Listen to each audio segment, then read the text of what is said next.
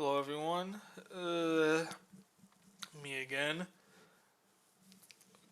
So I did this already, but technical difficulties and whatnot, so I'm doing it again. So this is an official update on the Skorg Slingshot, because I've made quite a lot of changes, I've learned quite a lot of stuff, so I figured let's do it again because why not? So like last time, I'm gonna go from cheapest to most expensive.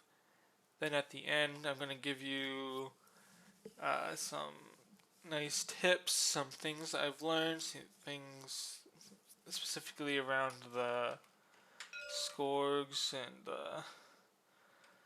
Slingshot and Troll Shaman. All those cards you're gonna use pretty much every game. Something that I've just learned that you're gonna want to use if you decide to use this deck. Alright, so first let's go over Carthul and his abilities. I don't know why they're out of order, but let's go from cheapest to most expensive. So first there is, actually, better if I just move him over here. There we go. And these I'll get to later. I have them here for a reason. Alright, so first is Chain Lightning. Chain Lightning is kind of really just here. Mainly because it's 1 gold. I found that you rarely would use this, even if you do get a really good trade. Just because if you're using this, you're not using Battle Fury, and if you're not using Battle Fury, your Skorgs aren't being a threat. So I've just learned that usually if you use Battle Fury, you can't really use Chain Lightning because they'll just reposition. And if you use Chain Lightning, you can't use Battle Fury because it just exhausts you. So I still have it here just because it's 1 gold, and there might be a very rare chance you do use this. You can probably replace this with a buckler or something like that, but I've never had trouble with Carthul dying, so I've just been keeping with the Chain Lightning one just because maybe in the super late game, round 7 or something, this can be used. So I've just been keeping this, but very rarely will you actually use this. It's mainly just here for 1 gold, and it's basically impossible to replace. Next is Lightning Bolt 1. It's 2 range, combinable, -1 movement if it is combined. What that means is you can only move 1 space to use it. So you can't move 2 spaces and then Lightning Bolt. You have to move 1 and then Lightning Bolt, or Lightning Bolt and then move 1 away. It costs no mana, so that's an upside, and it's 1 gold. This is a very, very useful ability just because it allows him to be somewhat of a minor damage threat. It's not a lot, of course, 1 damage, but usually he's not doing any damage, so for 1 gold, him doing some damage is a big improvement.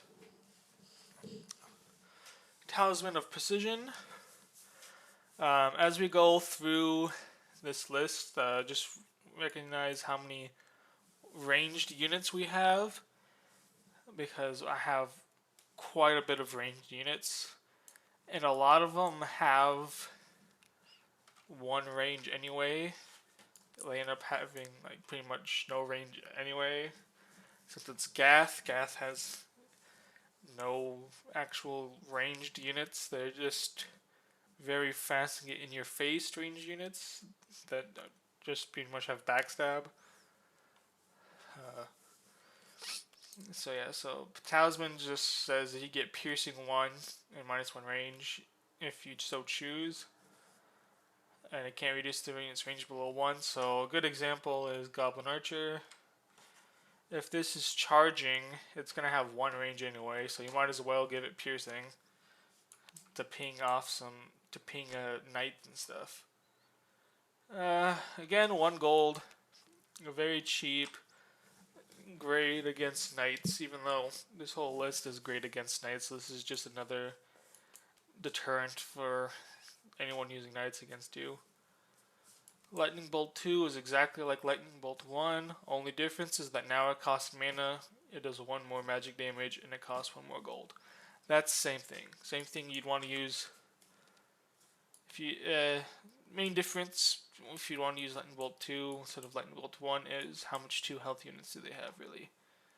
If they have 3 health units, it doesn't really matter which one you have because you're mainly just going to be wanting to soften them up first for someone else to finish it. It's mainly just preference, really. Like, I can see you using one to use either or.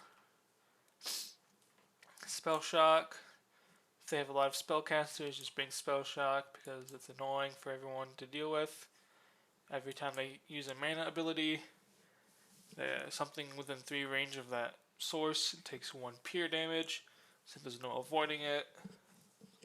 Just a very good tech card because eventually you'll get like 8, 9 damage sometimes with Spell Shock alone. It's very good damage for the cost.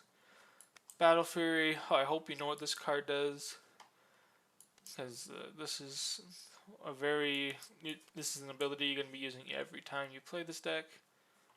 It grants an allied unit charging and +1 power for the round. Since their health becomes 1. Not their max health, just their health. So you can heal it if you so choose. But usually you're not going to. Because they just usually die right after. And if you don't move, if you use this, it gets +1 action. You can only use it once around, so you can't chain it forever. And then I think as I go throughout the list, I'll tell you if it's a good Battle Fury or Troll Shaman target. I'll get onto Troll Shaman later. But yeah, this is very... I'll tell you if they are good targets for that or not. First of the units is Goblin Bombardier. Doesn't have any damage stats, so Battle Furying it or Troll Shaman using it is worthless. And all it does is deal 2 magic damage. You sacrifice it, and it does 2 magic damage to something adjacent to it. It's mainly just here because it's very cheap 2 damage. If you know the enemy wants to really get into your face, really rush you down, Bombardier is really good for that because it's something they don't want to be near. It dies quite easily, so they can just snipe it, but if you put it somewhere in the back, like even in like these corners here to protect your flanks in a way, very good at just saying, hey, you can charge in and be aggressive, but if you do, you're going to take a lot of damage with the Goblin Bombs. Goblin Archer, it's a decent target for Battle Fury and such, but usually only in the very late game do you really want to do this. One of the better units in the Gath army, I would say. 1 damage, 2 range, 3 movement, 2 health, 3 gold, allied pathing charging, and if it charges, it gets a -1 range this turn. The main reason it's so good is that it's 4 effective range. It does 1 damage. So for 4, it's essentially Gladehawk. If you know what Gladehawk is, this is essentially the Gath's version of it without the flying. So anything that Gladehawk is good against, Goblin Archer is good against also. But now with the Precision Amulet, it's good against Knights because you can just do small ping damage to it. pretty much gonna take this most games unless they have like no 1 health units or just a bunch of evasion. You pretty much you always would like to take a Goblin Archer, specifically just because that 1 ping damage is annoying for someone to heal, and it's very good at just picking or finishing units off and picking them off. Goblin Flanker, kind of similar to a Goblin Archer, except he's mainly just good against ranged units. Same kind of stats, except no range, and he gets +1 power against ranged units because he does 1 less damage to melee units. So yeah, you're mainly just here like if they have a lot of 2 health archers, like longbow archer, great target for it to pick off. Other than that, much prefer Goblin Archer. So it's kind of just blah, really, but he is useful sometimes. The Skorgs, of course, great. One of the key units of this list. This is your main damage dealer. These are the units that are going to kill most of the things on the enemy side. Each have their different upsides. Each have their downsides. So there's Hellion. 4 cost, 4 damage, 3 movement, 1 health. Highest damage per cost in the game, I'm pretty sure. Especially with pathing and 3 movement. Very, very great offensive stats. Of course, their downside is they have 1 health and they do not have charging. But that's where Troll Shaman and Battle Fury come in. It gives them charging, and that's all you really need for them to be incredibly scary units. So the main upside between both of them is that Archer has 1 more threat range but does less damage, and Hellion does 1 more damage. And in a way, he's kind of better suited at taking out the what am I trying to say? He's better suited at taking out all the really big scary units, because a lot of times that 1 damage goes a long way. Okay, I'm going to leave 2 of these up here because I'm going to use them later on. Right, but yeah, so main damage dealers. Main use is really dependent. Skorg Archer is better if they don't have a lot of really big health units, because you can have them pick off units much easier. Skorg Hellion is much more like they have quite a bit of high health units like Craig or the Minotaurs or Knights. The Skorg Hellion will better deal with them with that +1 damage. Vultures are you're mainly only going to be using vultures if you're using Spell Shock. Sometimes you'd want to put in just a singular vulture, just so that you can Battle Fury it or Troll Shaman it. In the future, just because 4 movement for 4 cost is very good. Other than that, you're mainly just using him for Spell Shock, because otherwise nothing's ever going to be damaged, especially in this list, because your whole thing is one-shotting things as fast as possible, really killing their units fast and quick. So either use 2 if you have a very good spell shot game, or sometimes just use 1 if there's a specific unit that you want to take out and you don't have enough money for Crag Wyvern. Grunts are another extremely good unit in this list. For 4 cost, they have incredibly good stats: 3 attack, 2 movement, 4 health, and they have allied pathing. Their main job is to just be there. Like, they're not there to deal damage, they're there to just be there. Sometimes they'll take a hit, either they'll die or they won't. Either way, they're just there to like body block and be a nuisance. They're like the bodyguards essentially for Slingshot. Think of it like that. They're bodyguards. They're just there to protect key units because their stats are very good against most flanking units, unless they're having like a heavy knight as a flanking unit. These guys are always going to be able to take a hit and then dish a lot of damage back. And they are also very decent targets for Battle Fury and the like, just because they're very cheap and you don't mind just sending them in there to deal damage. Like if you use a Battle Fury and a Grunt, that's 4 damage. That's a 4 damage charger right there for 4 gold. It's very nice. Of course, you don't always want to Battle Fury them just because they could easily die. They have 1 health now, but event comes up. Also, you can throw them too with Slingshot. You can very easily just pick them up and throw them at stuff just because that's 1 extra damage. Maybe something has 3 health. Like trying to think of a 3 health. Like the Dryad. If I can find it, I think it's.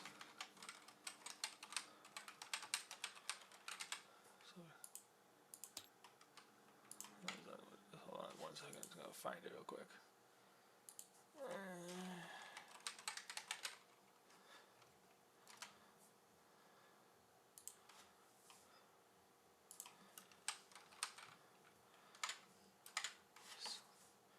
Yeah. Oh. Did I accidentally type all that stuff in? Hold on. Must have. Yeah, Dryad's a good one because 3 health.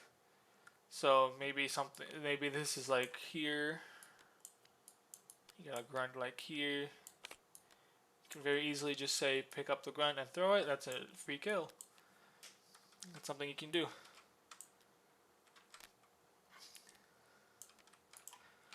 So yeah, if you need to, just throw it. Otherwise, he's mainly just there for stats and as a body and as like I said, a bodyguard. Trench Digger Goblin is just a tech card.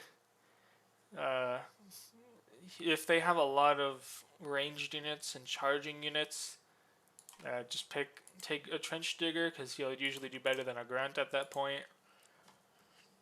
Because he has Steadfast and Evasion, so he's immune to. Well, it's an active, but usually most of the time you're always going to have him be in this dig-in state. So he can't be charged, and he takes 0 damage from ranged attacks. So he's a very good tech card, and you can literally just win the game just by having the enemy run out of time to kill him. I've had it where it was round 7, and all of the enemy's units were 1 space away, and they couldn't charge to kill him because he had steadfast, so they had to waste another turn just walking up to him. And then it's round 7, so at the end of that round, whoever's in the middle wins. Trench Digger's in the middle, so obviously I would win there. Or they just had all ranged units, and the only melee units they had, Trench Digger could take out, and they couldn't kill him, so it's another good thing. So yeah, it's mainly just a good tech card. Next are Warg Riders. They're just more expensive flankers, really. If neither Goblin Archer nor Goblin Flanker are good, usually just pick a Warg Rider. They have 3 damage, 3 movement, 4 health. They're all just a very nice flanking unit. They're also really good against hunters. The Norfang hunters, they have 3 health. The greater hunters, they have 3 health, 3 movement, 3 attack, and backstab. So these guys can take one hit from them, and then they can then retaliate back and can't take them out. So yeah, very good against Sylvan or Green. That's the main reason you'd want to use them, just because a lot of their units have just very low health. So these would be very good at taking them out. Troll Doctor is really just here for restore, which removes debuffs. Because most of the units in this army you don't want to heal anyway. Either you don't want to heal him or you can't heal him. So he's mainly just here for debuffs. If they have a debuff that prevents your Skorgs from doing stuff or prevents your Slingshot from doing stuff, it's usually just good to take a Troll Doctor, because you don't want to not do stuff, so just take the Troll Doctor. Troll Shaman, okay, another key unit. So 6 cost, 1, 2, 2, 3 stats. Stats don't matter. What matters is his ability. Bloodthirst, X mana, 4 range, combinable. Target allied unit gains X to the following this round, +1 power, charging, piercing, ignore, steadfast. And then reduce incoming damage to 0, restored at the end of the round. So Troll Shaman is just another Battle Fury, except a very big upside is reduce incoming damage to 0. Because let's take a look at the Hellion, and let's say the Heavy Knight. I buff the Skorg Hellion. So give it charging. I give it Battle Fury. Let's say Skorg Hellion gets Battle Fury. He runs in here, hits the Heavy Knight. Heavy Knight then retaliates back, killing the Skorg Hellion, and then the Skorg Slingshot cannot throw him. So what you would prefer to do is use the Troll Shaman to give him +1 power and charging. He would hit him. Heavy Knight would retaliate back, but because of the Troll Shaman, he takes 0 damage, and then you can then Goblin Slingshot to finish him off. So yeah, another thing that I learned about the Troll Shaman is X can equal 0. So let's say Cave Troll is here. You know, Heavy Knight attacked the Cave Troll and somehow gets healed to full. So now Cave Troll is about to die. He can't attack the Heavy Knight and survive because he has 4 health. Just do that so we know. Yeah, so he has 4 health. Somehow either pings or whatever. Heavy Knight, maybe Heavy Knight charged and he got healed. Something was more important than finishing off the Heavy Knight. So now you're sitting here like, oh, well, I can't attack with the Cave Troll because then he dies to the Heavy Knight. And I want to kill that Heavy Knight. What you can do is just say Troll Shaman casts Bloodthirst, X equaling 0, target the Cave Troll. So now he can't take damage, so he can now then attack the Heavy Knight. Heavy Knight takes 4, because of Cave Troll and armor. So he takes 4 damage. Heavy Knight attacks back, takes 0 damage because of the Cave Troll buff. Then you can throw him again. So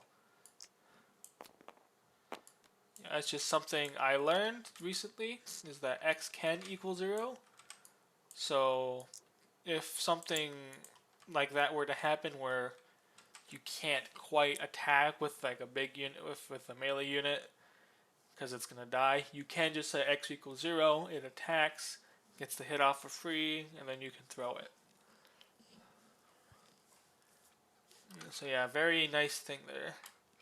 Another thing about Troll Shaman is you want to try your best to save as much mana as possible.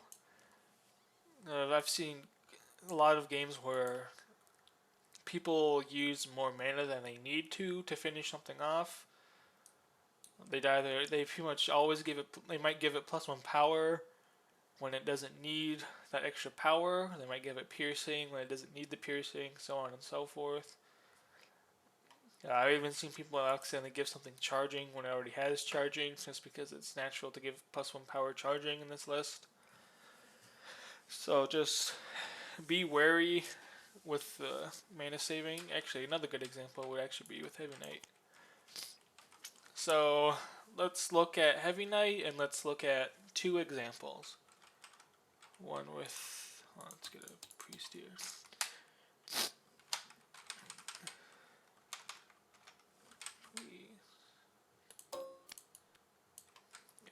Priest and Battering Ram.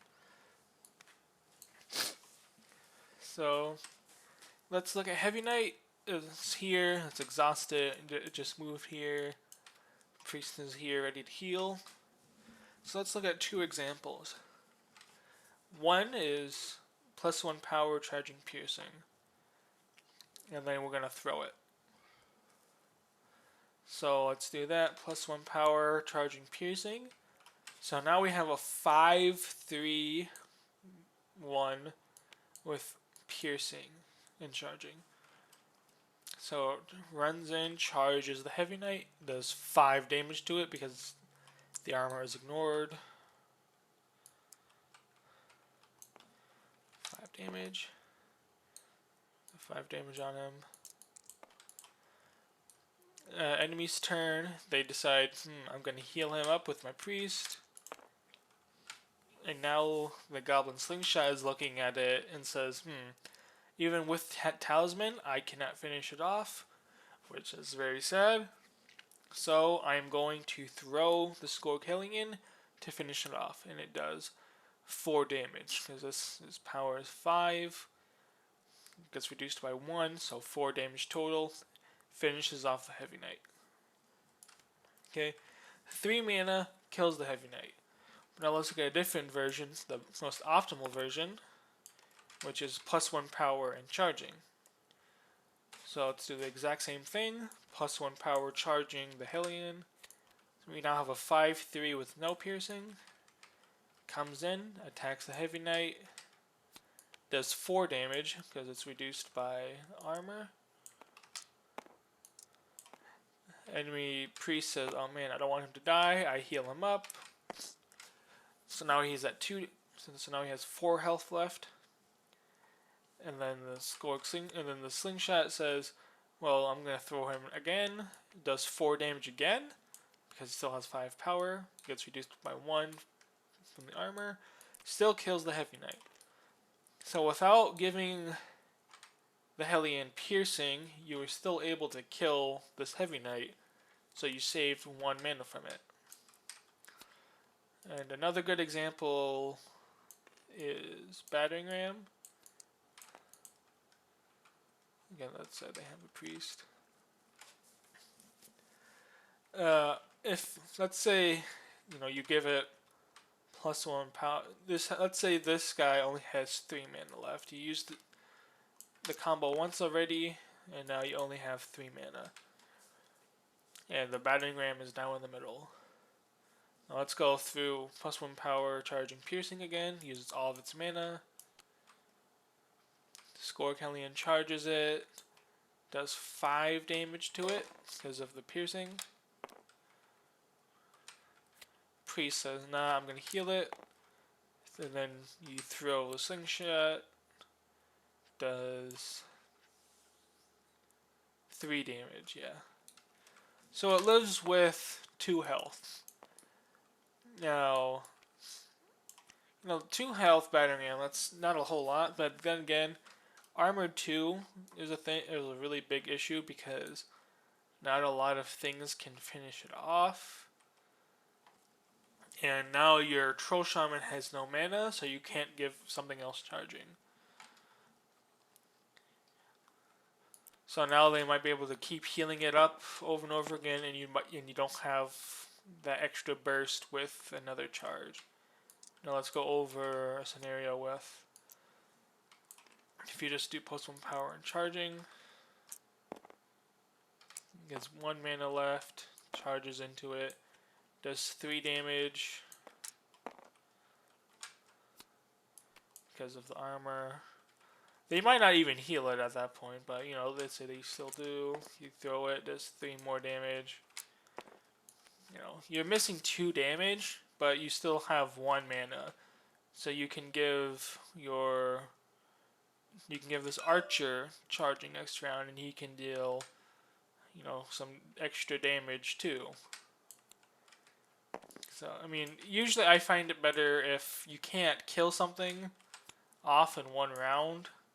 It's much better to save the mana. The only real exception is battering ram, because you much want to get as much damage down as possible usually. But even then, sometimes I find it better to just try and save mana whenever possible. Okay, next is Skorg Sorcerer. I've talked about Troll Shaman quite a bit. Skorg Sorcerer is another extremely good unit. I find it's best to use Skorg Sorcerer when they have a lot of kind of slower moving units like Minotaurs or even Dragons because they don't have charging. Thorn Elemental. Just all these units that don't have charging but are really big and scary. Skorg Sorcerer does a lot of things, does a lot of work because of their 2 abilities. Enrage is really good because every army is going to have a charging unit. And Brutality is good because it persists throughout rounds, so let's go over what they do. So usually how I like to play him is for the first 2 rounds, he's just sitting there giving 2 things Brutality. The 2 best things to give Brutality is usually either Carthul or the Goblin Slingshot because they don't need to use their basic attack. They can always just use their ability to deal damage. But usually what I much prefer Carthul first, and then the second one depends. And I usually pick the Goblin Slingshot. So the first 2 rounds, he's just giving out Brutality. And then the 3rd round, he has Enrage. And then you want to try and enrage something. So what Enrage does is it forces a unit to charge a unit. So that's like another good example here is, you know, you spend first 2 rounds buffing, and then the 3rd round, you know, might look something like this. So what you can do is 1, 2, 3, and then you can say, I'm going to enrage this Heavy Knight, and I'm going to force him to attack my Cave Troll. He will then attack the Cave Troll. You know, all the damage ensues. Heavy Knight gets exhausted because of the attacks. And then Cave Troll can then finish it off after your opponent goes. So after that point, your Skorg Sorcerer has used up all of his mana. He's gotten his full value's worth. And now, in like the very, very late games, from rounds 4 to 7, he's actually a really good buff target. Like, let's say next round, you can give him Battle Fury, and now he's a 3/1/3 with pathing, so he can actually run up here and kill the Longbow Archer. He can start running around and picking off units. So he's not good in every game, like I said, because like if they have a lot of very fast, very mobile units, Skorg Sorcerer isn't really very good because he might not have time to give out his Brutality targets for all 3 rounds.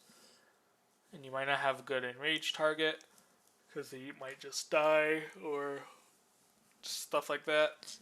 But yeah, I find it much better off using him just sitting back, giving out his Brutality buff to a lot of people, and then using his Enrage once, and then using him as another Skorg in the late game.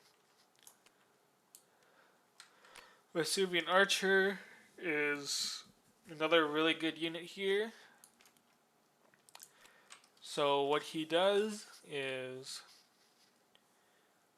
he's 2 damage, 2 range, 2 movement, 3 health. He has imbued and burn 1.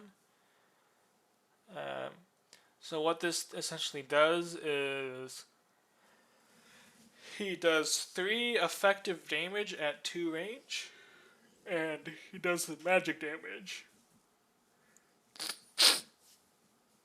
So what's really good about this unit is that he's mainly the 3 damage. Like, of course they can cleanse it and whatnot, but a lot of times they don't want to cleanse unless they're Erengard with priest and the high priest.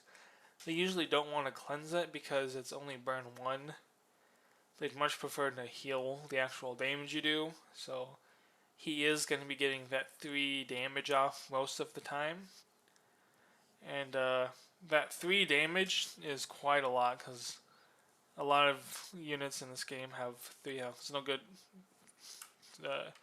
targets here, but there's quite a bit of 3 health targets in the game, or like 5 health targets or whatnot, where Vesuvian Archer really likes hitting them because let's say it's a regular night. Just a regular old night. Comes in, maybe he charged something. He deal 2 damage to it.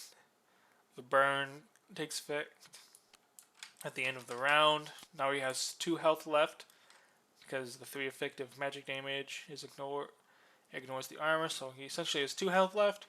So assuming Archer can then attack right away again and deal 2 damage and killing the knight. So that 3 damage is effective damage is quite nice, especially because it can kill a lot of units very quickly. But other than that, he's mainly just here as like another ranged option, similar to Slingshot, because the late game is really just, like I said, kill all their big stuff. And then you're gonna sit around here and hold the middle and kill anything that comes close to you. And then you might have like troll shaman sit in the middle because he's probably worthless at that point. And then just sit around here and kill everything that comes close to you. So other than that, very straightforward unit. Just use them as a ranged unit, but does a bit more damage compared to other ranged units. Other than that, that's about it. Hellbear is another very versatile unit. The main reason you want to use Hellbear is, of course, he's imbued and he does burn 2. So that's a lot of damage. A lot of damage. It does 5 effective damage if they don't cleanse it or heal it or whatnot. So, very good offensive, aggressive unit because 5 damage is a lot in this game. Again, one-shots knights if they don't heal it or cleanse the burn. And he's also very good at board control because he has Roar. Roar, what it does is you move a unit 1 space away from the Hellbear. So let's take a look at the Heavy Knight. So Heavy Knight's here looking all smug. He just moved here. He thinks he's safe. So I can run up here and use Roar and move him towards the Cave Troll, where the Cave Troll can then kill him. Or what you can do is like move here and roar him away because maybe something's here you don't want to die, or move here, try roar him over here. Maybe then you can like have this charge into him. I don't know, there's a lot of things you can do with Roar where you can move a unit around or just make space or whatnot. So even if he's not attacking, he's still doing pretty good because he's roaring things away, making space for you and whatnot. And he has 6 health, which is very good because he can usually take a hit from a charging unit. And how uh, burn works now is it works on retaliation. So if something charges into him and it doesn't kill the hellbear, they're now taking 5 effective damage again. So he has a very good unit there. Disruptor is a new unit in this list. Before it was F- tier, but now it's actually pretty decent. I can actually see myself running it sometimes. The main use of Disruptor is that it has spell proof and backstab. Pathing is very nice. Mana burn rarely ever comes into play. He's mainly just here if the enemy has a lot of actives. They're trying to like disable you or deal damage through abilities and whatnot. So Disruptor does very good against them because it can't be targeted by them. And backstab is also very nice because if something tries to walk up to you and can't, like, let's say Heavy Knight charges into you, you can doesn't kill you. So this takes 3 damage. This takes 2 damage because of the armor. Well, now you can then backstab him for free, deal 2 more damage. Now the Heavy Knight is at 2 health. And your Disruptor got a free hit in, essentially. So backstab is very nice because does free damage, doesn't have to worry about retaliation at all. And the spell proof is also very nice because you don't have to worry about, like, Battering Ram. Battering Ram, he's immune to Battering Ram. So you can just sit here solo killing it 1 health at a time. So yeah, other than that, it's also a pretty decent Battle Fury target. I didn't really talk about much. So yeah. Another thing about Vesuvian Archer is another good Battle Fury target. If all of the threats to Vesuvian Archer have 3 damage, you might as well buff it up once. Because then you can get 4 effective range off. You can move 2 with charging into range. You can maybe kill Priest. Maybe this Priest is keeping his stuff alive and Archer's gonna die anyway, so I might as well just send him in there. Vesuvian Archer is another good Battle Fury target if you think you can pull it off. Disruptor is another kind of good Battle Fury target. Maybe the only way he can die is through an active ability. So, he's safe from that. So, 4 attack charging unit with backstab is actually pretty good. Because you can just get in there, do some free damage, and then they have to waste an action to kill him. So, he's a pretty decent Battle Fury target, if need be. Slingshot, again, very useful unit. This is like your main win condition in a way. That and your Skorgs, and that's by throwing stuff to get more damage. Like I said, the main strategy of this deck is really just dealing absurd amount of damage to the point where the enemy can't sustain. You can't out-sustain your damage. Like, Skorg Hellion might kill a unit, and then Slingshot throwing it kills another unit. Stuff like that. So the main strategy of this deck is kill their stuff faster than they can kill your stuff. It's usually a race in that regards. You want to kill their stuff much faster than they can kill your stuff. Not really. I don't think there's anything new about this that I didn't already talk about.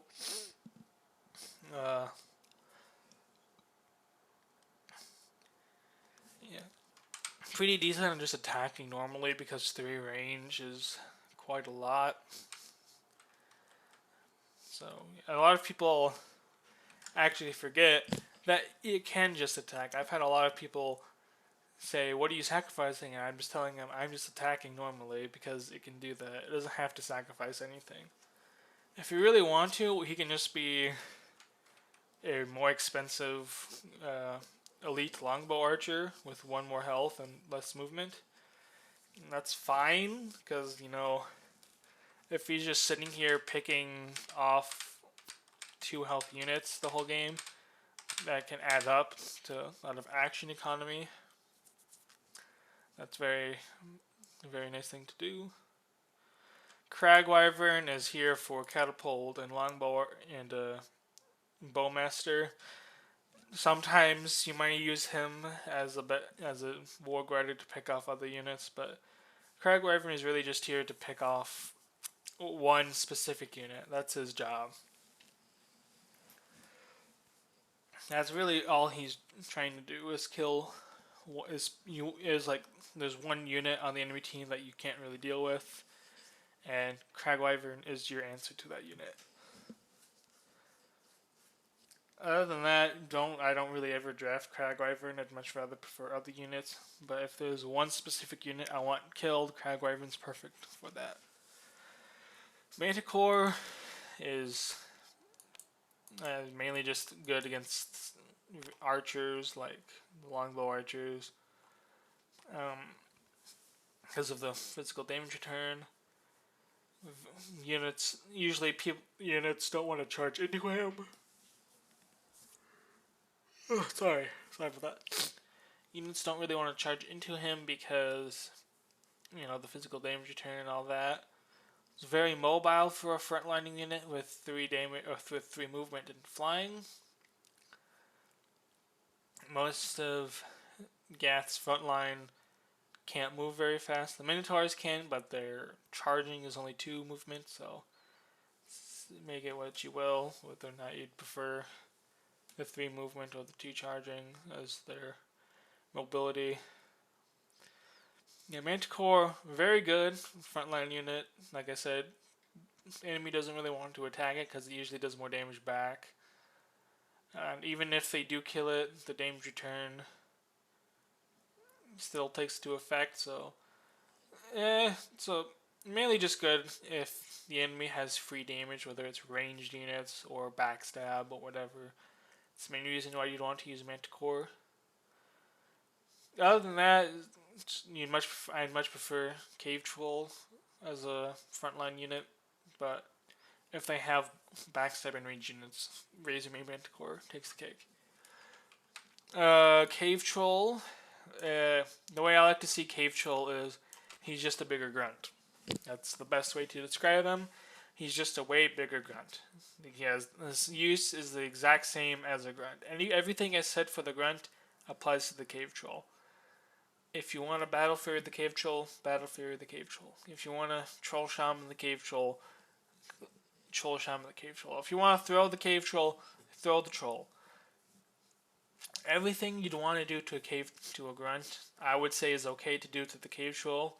Just be a bit more hesitant with the Cave Troll, just because he's more expensive. You can't just do everything willy-nilly with him. But if you see a good play, and actually another good example is you give +1 power charging piercing to Cave Troll, walks up, kills the knight, and then you can throw him into this knight over here. That's 20 gold for 9 gold. That's an amazing trade. If you see something if you can see you can do this, definitely do it. Definitely do it. I've come to just accept that Cave Troll is just a way bigger grunt. So yeah, he's mainly here to be a bodyguard to deter people from walking into it, from walking places because of his really high damage. 5 damage is the most in this game. Very few units have it. He's one of them. And he's the cheapest unit to have it too. So very, very threatening with that 5 damage he is. Units really do not want to walk up to him. And then Charbelcher, he has magic resist and health regen 1. That's pretty much the only reason you want to pick a Charbelcher. Otherwise, much prefer to have a Cave Troll or any other unit. he does have imbued, but he doesn't have charging like Hellbear. Um, he has a great active, which is Belch, but usually you're not too worried about all the smaller units. You usually deal with them pretty decently. So Charbelcher is mainly just like they have a lot of magic damage. Let's pick Charbelcher. I think that's everything. I think I covered everything I wanted to cover. But yeah, that's the new list. If there's any questions you have, I'd be happy to answer them. If there's like a specific, hey, what do I do against? What would you do against this unit? I'd be very much happy to answer it. Um, Otherwise, I think that's everything. If you guys enjoyed it, leave a Patrick meme in the comments, and I'll be sure to laugh at it.